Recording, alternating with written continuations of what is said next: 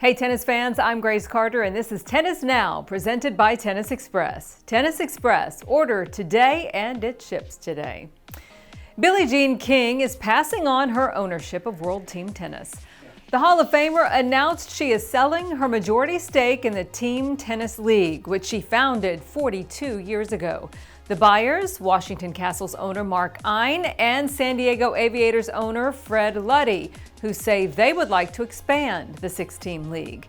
Billie Jean founded WTT back in 1974, a year after leading the formation of the WTA Tour. She wanted to create a league where men and women could play together as teammates and as equals. King is now 73 years old. She's going to remain a minority owner in the league as well as majority owner in the Philadelphia Freedoms, which is the only remaining original team in the league. Billie Jean's longtime partner, Ilana Kloss, will remain in her role as commissioner through this season. Well, last week we talked about Maria Sharapova's wildcards into a couple of tournaments. Well, there has been a lot of mixed reaction, as you can imagine, from the players. This week, the WTA confirmed Maria's wildcards into Stuttgart, Madrid, and Rome, and in that statement pointed out that under tour rules, Sharapova is entitled to request and receive unlimited wildcards as a former Grand Slam champion. Well, as Maria is getting ready for her return, players are getting a lot of questions about this issue. Former world number one Carolina Wozniacki was asked about it in Indian Wells, and she admitted she doesn't like it. In fact, she called it disrespectful to the WTA and to clean players because Maria Sharapova is being allowed to return from her ban midweek while the tournament is already underway. You know, I think it's very questionable allowing, no matter who it is, a player that is still banned to play a tournament that week. I think that's, from the tournament side, I think it's disrespectful to the other players and the WTA. But, you know, it is what it is. Obviously,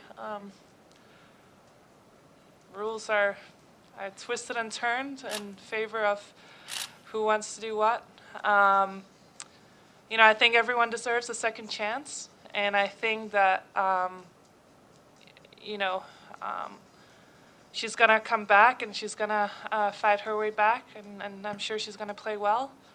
But at the same time, I feel like when a player's banned for drugs, I think that someone should start from the bottom and fight their way back, because it's different from an injury where someone is out not because they had hurt themselves. All right, three-time defending Indian Wells champ Novak Djokovic defeated Kyle Edmund in his opener, producing shots like these.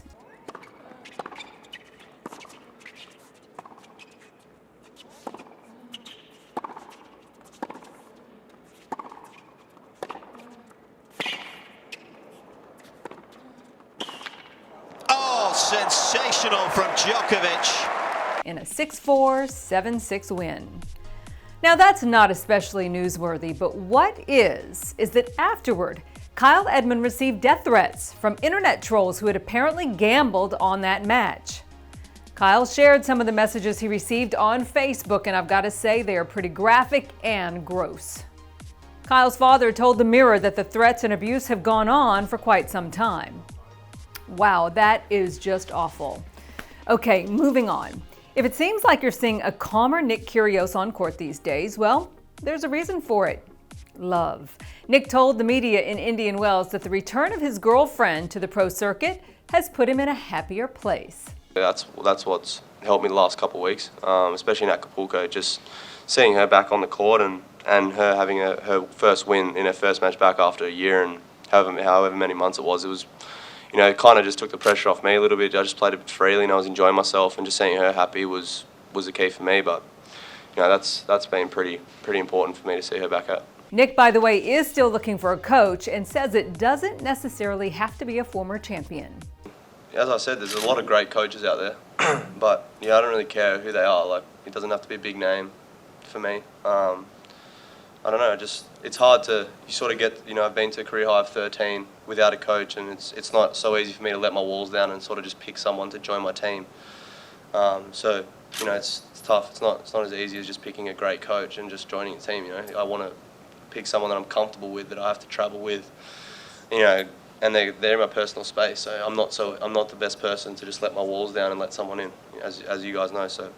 All right, call him Stan the endorsement man. Last week, Stan Wawrinka took on the Evian Bottle Flip Challenge. Not bad, Stan. And this week, the three-time Grand Slam champion stars in a new ad for London Capital Group.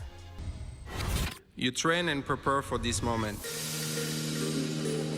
to truly know your world, your strengths and your weaknesses, and a calculated risk. Knowing you have the best tools, that's how you succeed. Good for Stan. That's the news for now. I'm Grace Carter. We'll see you next time here on Tennis Now.